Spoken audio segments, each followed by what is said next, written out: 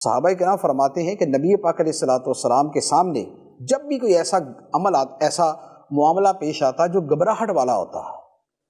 جو گھبراہٹ پیدا کرنے والا ہوتا، تو نبی پاک علیہ الصلوۃ والسلام فوراً نماز کی طرف متوجہ ہو جاتے ہیں، کیونکہ نماز اللہ کا ذکر ہے، خدا سے مناجات ہے، اور نماز سے نبی پاک علیہ الصلوۃ والسلام کو چین ملتا تھا۔ اور خود سرکار دو عالم صلی اللہ تعالیٰ علیہ وآلہ وسلم نے ارشاد فرمایا، قرۃ عینی فی الصلاۃ،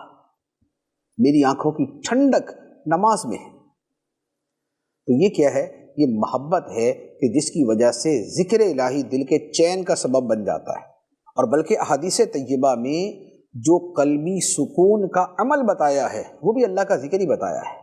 چنانچہ اس کے باقاعدہ اوراد و وظائف ہیں، لا الہ الا اللہ الحلیم الکریم رب العرش العظیم، اور اس کے علاوہ اور ہیں، تو وہ اللہ تعالیٰ کے اذکار ہیں